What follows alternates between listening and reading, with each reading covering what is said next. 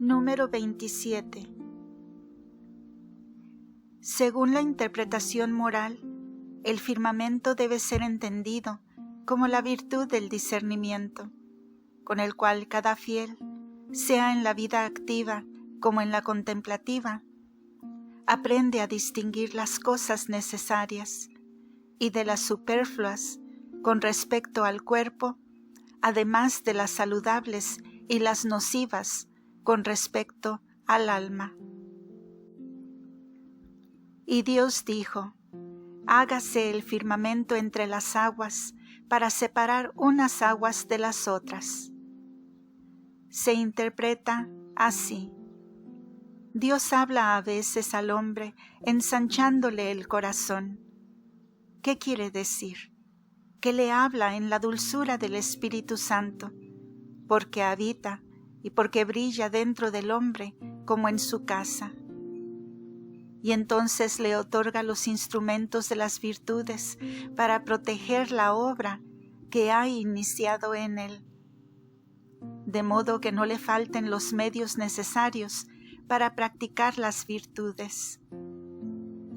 Del mismo modo hizo en el cielo y en la tierra, donde no falta ninguna de las criaturas necesarias al hombre. Cuando Dios lo ordenó, pues fue hecho el firmamento, que significa la capacidad de discernir la diferencia entre las exigencias espirituales y las carnales de los hombres. Por eso, el hombre debe nutrir el deseo del cielo y también cuidar la carne según sus necesidades. Es decir, comportarse con discernimiento en estas cosas, para que no edifiquen las buenas obras tan para arriba que se arriesgue al derrumbamiento, ni por otro lado bajas a causa de las malas costumbres. Tiene que encontrar tiempo para rogar llorando, tiempo para ocuparse de las buenas obras y también tiempo para proveer a las necesidades de la carne, para no desfallecer. Cualesquiera que sean los dones que el hombre haya recibido del Espíritu Santo, muchas veces tiene que dedicarse a reponerlos de nuevo con discernimiento y ejercer asiduamente las virtudes como ellas lo exigen, y por ellas anhelar al cielo con suspiros, dedicándose solo al cuidado de la carne, lo que es necesario. Al reconocer estos dones del Espíritu Santo, ha de rehuir la vanagloria, que Dios aborrece, porque a causa de ella el hombre se rinde honor a sí mismo en lugar de a Dios, y desarraiga una tras otra todas las raíces del bien. Así se convierte en inestable y ya no logra estar firmemente en un solo lugar, y la gracia del Espíritu Santo no puede posarse en paz en tal ser humano. Y Dios hizo el firmamento que separa las aguas que están debajo del firmamento de las que están sobre el firmamento. Y Dios vio que era bueno. También ahora Dios pone todos los instrumentos de las virtudes en el hombre, junto al discernimiento que se basa en la inspiración del Espíritu Santo, para que el hombre sepa distinguir en sí todos estos instrumentos que Dios reconoce provechosos, y ninguna de las virtudes que ha empezado a practicar se hunda en el divagar de la mente. Y así Dios divide las necesidades terrenales y las virtudes celestes, que el Espíritu Santo riega y que siempre acompañan a las cosas del cielo, para que con ellas el hombre siga aspirando a la vida contemplativa. El discernimiento controla estas virtudes como la dueña tiene bajo vigilancia a la sirvienta, porque en las cosas terrenales que atañen la carne, y que tienen que ser sometidas al discernimiento, es la misma señora la que quiere que la criada esté a su servicio, cerca de ella. Así, el discernimiento es el firmamento que tiene debajo de sí las cosas de la tierra, es decir, la vida activa, y sobre sí las cosas del cielo, es decir, la vida contemplativa. El discernimiento es la escalera que conduce a las mentes de los hombres a subir al cielo a través de las buenas obras, y por las que descienden a la tierra por las necesidades de la carne, como María y Marta le ofrecieron a Dios favores diferentes. Y Él agradeció ambos, porque sobre uno y otro ha instituido los dos tipos de vida. Así, el firmamento de la virtud está en medio, entre una elección de vida y otra, ya que el hombre por sí mismo es capaz de discernimiento y sabe tener en justa cuenta las cosas del cielo y las de la tierra, como Dios las ha establecido. Y Dios llamó al firmamento cielo. Dios, por inspiración del Espíritu Santo, llama en el hombre al discernimiento cielo, porque es realmente la más certera representación del cielo. Pues, como el firmamento contiene en sí todos los adornos que iluminan, gobiernan y encierran el mundo, así el discernimiento tiene en sí todos los instrumentos de las virtudes, que provienen de Dios, por los que son gobernados el cuerpo y el alma, de modo tal que aquellos escondidos en la interioridad no desfallezcan nunca, y aquellos que se manifiestan al exterior no sean ofuscados por la presunción. Y fue la tarde, y fue la mañana, día segundo. Así ocurre en aquel hombre que en las buenas costumbres es vespertino, porque lleva a término sus obras en el discernimiento. En efecto, Dios en el principio de cada virtud prevé su fin, es decir, sabe que ellas llegarán hasta Él, y en su fin aprecia su principio, porque un buen principio no es provechoso sin un buen final, como dice en el Evangelio Cristo, cuando habla sobre el esposo, que habló así a las vírgenes necias. Número 28. Testimonio del Evangelio en el cual el esposo dice a las vírgenes necias: no os conozco. ¿A qué se refiere aquí y de qué manera debe ser interpretado? En verdad os digo, no os conozco. Evangelio de San Mateo 25. Se interpreta así: yo os digo con absoluta certeza que si empujados por el gusto de la carne obráis según vuestros deseos, seréis extinguidos completamente. No os conozco, porque conociéndome no habéis llegado hasta mí, cumpliendo las buenas obras de las virtudes que he puesto delante de vosotros en la ciencia del bien, ni habéis rogado para que os las conceda. Vosotros reprimís los suspiros de vuestra alma y la obligáis a cumplir la voluntad de la carne sin pedirme ninguna ayuda. ¿Quién puede contestar a alguien que no oye la voz ni las palabras? Nadie. Y no me dirigís ninguna invocación. ¿Y qué don será dado a quien no pregunta ni reclama y rehúsa los regalos sin palabras? Realmente nadie. Y no me preguntáis nada. Yo no reconozco a los que no me invocan con los suspiros del alma. No me gritan con la mente y con el corazón. como si no se acordaran de mí, como si yo no les hubiera dado la ciencia, y sobre todo a los que me provocan con obras perversas. A causa de la pereza que provoca en ellos la necedad, no vigilan en espera de mi llegada, y por abrazar el camino de la carne, rechazan el discernimiento de las mentes virtuosas, inflamadas por el Espíritu Santo. Por tanto, serán alejados de mi vista.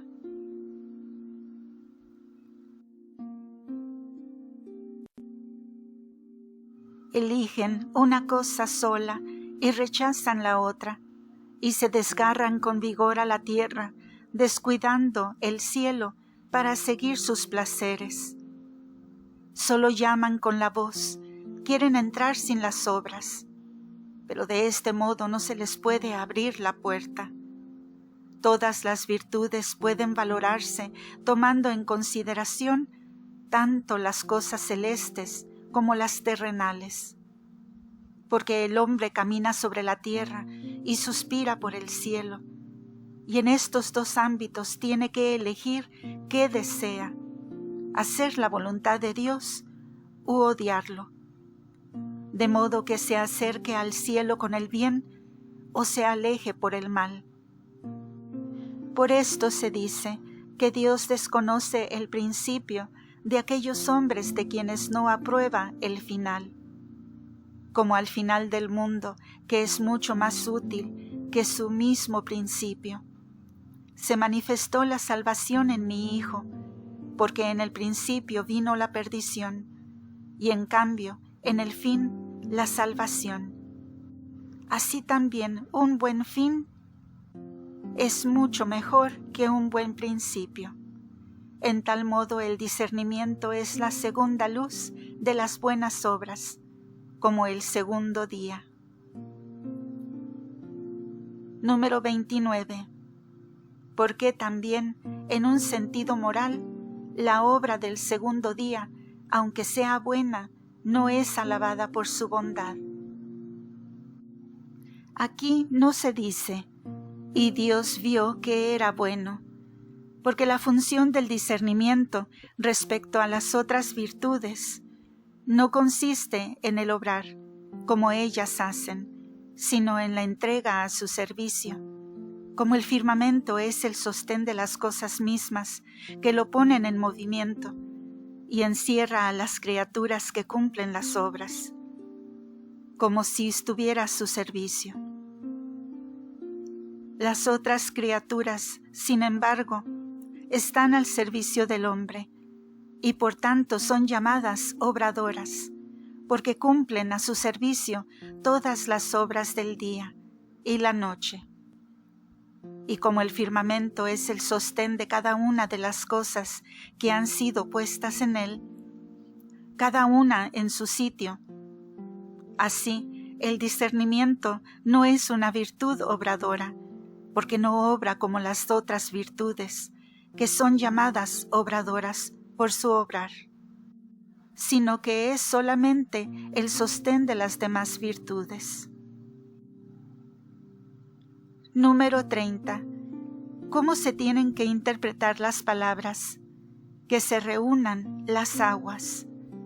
Hasta donde dice, y fue la tarde, y fue la mañana, tercer día. Luego Dios dijo, que las aguas que están bajo el cielo se reúnan en un único lugar y aparezca lo seco. Y así ocurrió. Se interpreta así. Por obra de la palabra siempre viva, las aguas que quedaron bajo el firmamento confluyeron en un único lugar, para que la tierra apareciera y no quedara sumergida e informe. Y esto fue hecho antes que fuera iluminado el firmamento. Así que cuando fue alumbrado por la luz de las estrellas, pudo resplandecer sobre la superficie de las aguas que se encontraban sobre la tierra, separadas de las otras aguas. Y Dios llamó a lo seco tierra, que es la madre de todas las cosas que brotan sobre la tierra, porque también el primer hombre fue hecho por ella. Y llamó mares a la masa de las aguas, de la que fluyen las aguas, como si fueran engendradas por ellos. Y Dios vio que era cosa buena, y dijo: que la tierra produzca la vegetación, hierba que dé semilla, y árboles frutales de toda clase que den fruto y semilla a la tierra. Y así fue. Dios vio que todas las cosas que hizo estaban ordenadas para desarrollar su función, y por obra de su palabra viviente ordenó que la madre tierra reverdeciera, que brotasen hierbas floridas, que produjeran semillas para multiplicarse y renacer, ya que cada fruto lleva en sí la semilla para que no se pierda su especie. Y mandó brotar árboles frutales que dieran frutos comestibles. Y también ellos en su especie tienen la semilla, a través de la cual un nuevo árbol pueda brotar después de que la semilla haya caído a la tierra. Y así se cumplió, como cuando un criado cumple con buen ánimo las reglas del dueño, cuando el padre de familia le llama y le confía sus asuntos, indicándole qué ha de hacer con cada uno de ellos. Así la tierra se movió con alegría para cumplir en todos los detalles las órdenes de su Señor. Y la tierra produjo vegetación, hierbas que producen semillas, cada una según su especie, y árboles que producen fruto con semilla, cada uno según su especie. Ya que como Dios mandó, la madre tierra produjo el verdecer de las hierbas que llevan en sí la propia semilla, y el verdecer de los árboles que llevan frutos correspondientes y nacen de la semilla, porque cuando sus semillas caen sobre la tierra, otros renacen de nuevo de la misma especie e iguales de forma. Y Dios vio que era cosa buena, porque todas las cosas necesarias a la criatura humana, que no había sido creada todavía, se desarrollaban de modo que nada faltase para las necesidades futuras de los hombres. Y fue la tarde, y fue la mañana, tercer día.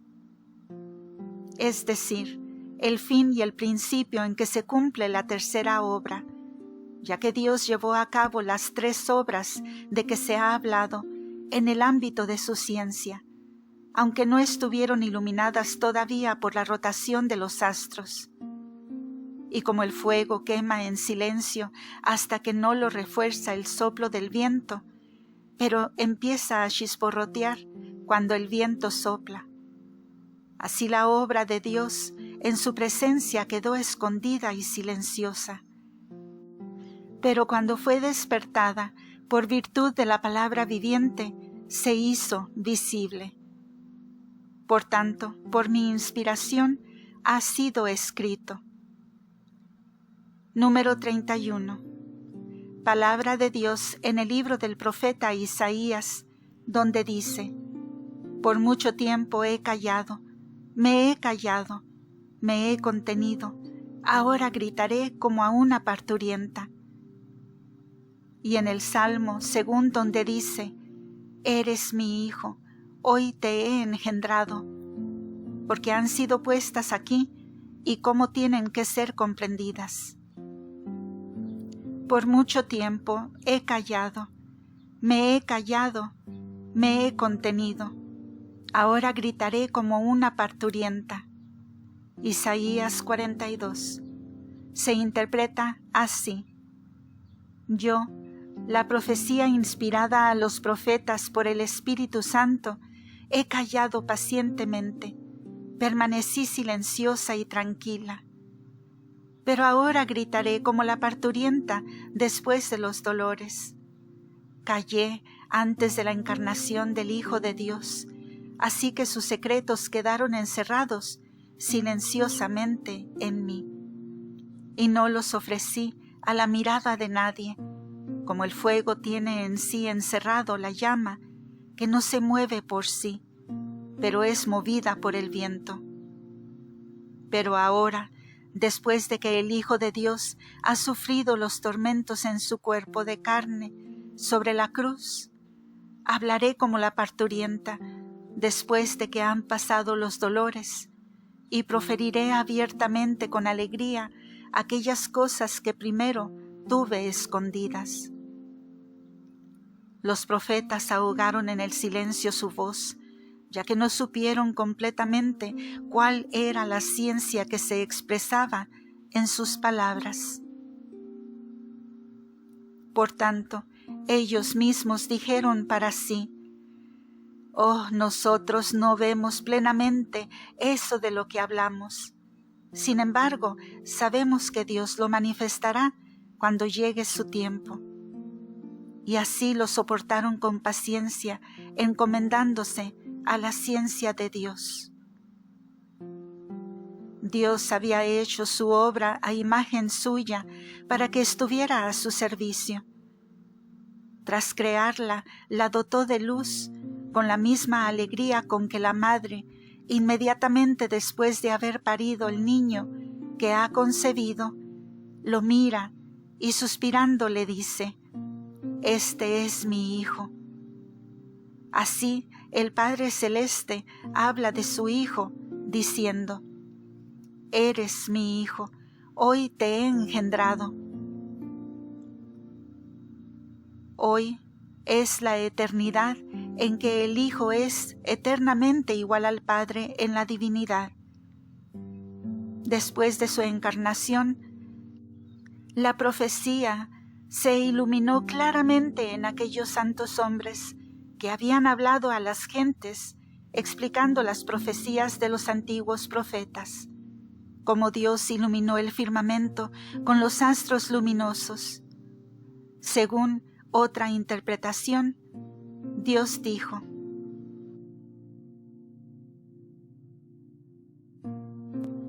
Número 32. Dios llamó a lo árido tierra, y las aguas reunidas las llamó mares. Se entiende referido alegóricamente bajo muchos aspectos a la Iglesia, ya que ella fue creada por la reunión de muchas gentes y se basa en la solidez de la fe. David la llama tierra de los vivientes, y el apóstol Juan en el Apocalipsis la denomina mar de cristal mezclado con fuego. ¿En qué sentido tienen que ser entendidos estos testimonios? Que las aguas que están bajo el cielo se reúnan en un único lugar y aparezca lo seco, y así ocurrió. Se interpreta así: Dios reunió al pueblo de los cristianos que fueron combatidos por los paganos con persecuciones en diferentes lugares, y los condujo a una única iglesia, y así aparecieron como la tierra de los vivos, como dice el profeta. Estoy seguro de contemplar la bondad de Dios en la tierra de los vivos. Se interpreta así: yo, que me empeño a seguir a Dios obrando cosas buenas, creo sin dudar que veré aquellos bienes que pertenecen al que es el Señor de todo, en aquella tierra en que viven los santos que ya no temen los peligros de la muerte. La palabra de Dios despierta las mentes dormidas de los hombres y las hace ver con la verdadera visión de la fe. Así que los que antes, en la incredulidad, fueron tierra inculta, después, por gracia del Espíritu Santo, la palabra los voltea con el arado de la fe, y así los cultiva para hacer de ellos la tierra de los vivos, que floreciendo con todo el vigor, fructifica y produce la plenitud de sus frutos, como los profetas dijeron a propósito de la Virgen, que daría a luz al Hijo de Dios. el Hijo de Dios, con el arado de la verdadera fe, levanta la tierra dormida de sus santos. Y así ellos brotan del agua viva del Espíritu Santo como agua corriente. Y todo fue creado por orden de Dios, como Dios quiso. Y Dios llamó a lo seco tierra, y llamó mares a la masa de las aguas. Así, el Dios de Israel dio a la Iglesia el nombre de la tierra prometida, donde corre leche y miel, porque ella es la dulzura y la blancura del reino celeste, que refulgen con la profesión de fe en Dios, Padre del pueblo cristiano, proclamando Dios en la verdadera Trinidad, al que los judíos no quisieron reconocer. A esta Iglesia constituida reuniendo las aguas, es decir, a los apóstoles, la llamaron mar, porque la discordia diabólica golpea contra las almas y contra los cuerpos, y las tempestades de los malos cristianos y los paganos inundan la Iglesia con grandes peligros, intentando enviarla a la ruina. Pero Dios, que es siempre marinero y timonel de los suyos, los libera, porque ningún cristiano puede entrar en la Jerusalén celeste si no supera aquellas tempestades con la ayuda de Dios. La Iglesia es, pues, aquel mismo mar que vio el evangelista Juan, el mar de cristal mezclado con fuego, del que habla en el Apocalipsis. Y vi como un mar de cristal mezclado con fuego, y vi a los que vencieron a la bestia y a su imagen y el número de su nombre. Estaban sobre aquel mar de cristal, acompañando el canto con cítaras ante Dios, y cantaban el cantar de Moisés, el siervo de Dios, y el cántico del Cordero. Se interpreta así: yo, a quien ha sido enseñado los secretos de Dios, he visto con los ojos anteriores a la Iglesia que Dios reunió, uniendo el pueblo de los judíos y el de los paganos, pura en la fe, pero sacudida por muchas tribulaciones. Y en ella los fieles inflamados por el Espíritu Santo reconocieron y contemplaron el Dios viviente en la verdadera fe, ya que la fe es como la sombra de la divinidad, que el hombre mortal no puede ver, y la sombra enseña la imagen de lo que no se ve, como el compás dibuja una forma que todavía no ha sido formada. Del mismo modo, el Hijo de Dios ordenó a Felipe, que deseaba ver al Padre, que le mirase, porque quien ve a él, ve al Padre. Juan 14. La santa divinidad se mantuvo escondida dentro de su humanidad, y la obra de la doctrina con que iluminó el mundo entero se manifestó al mundo como una luz. Y como el agua invade toda la tierra que es como su cuerpo y la hace fecunda para que nutra a todas las criaturas, así Dios quiso ser visto por las criaturas de naturaleza humana, como lo ven los espíritus celestiales. Y luego vi a los que vencieron a la antigua serpiente y a sus miembros y a todos los ángeles alineados con él, ya que el lugar y el número de los espíritus caídos será llenado por el hombre, al que el diablo por envidia llevó fuera del paraíso. Los vi, digo, de pie, en la cumbre de la Iglesia, porque mortificaron su carne con las obras santas y con las señales con que deseaban alabar a Dios. Esto, en ellos, fue la alabanza escrita por precepto de Dios, alabanza que Dios estableció a las criaturas, porque como la Jerusalén celestial se basó en un primer momento en piedras toscas que yacían por tierra, así la antigua ley, que tenía en sí escondidas las cosas del Espíritu, por fin empezó a comprenderle, y con estos contenidos espirituales se fueron edificando después los muros de esta ciudad. Ellos cantaban el cántico de Moisés, a semejanza del cantor que canta las cosas presentes y futuras, aunque sean desconocidas y extrañas, por las cuales tanto suspiraban. Y así Moisés, con la vieja ley, casi fue el sonido de la voz en que estuvo escondida la palabra, es decir, la humanidad del Salvador. Moisés, que escribió simbólicamente sobre todas las maravillas de la encarnación del Hijo de Dios, como Dios le enseñó.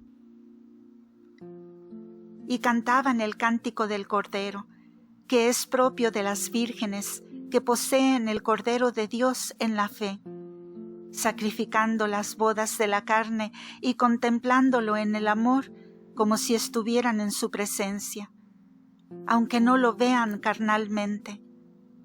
Por este motivo es para ellas motivo de gran alegría el hecho de estar casadas con el Rey Supremo y de cantar sin parar, dirigiéndose a Él con el júbilo de la alabanza, porque siempre anhelan la otra vida y suspiran por ella en el alma, y le encomiendan a Dios todas sus preocupaciones, alabándolo con la voz y con las obras.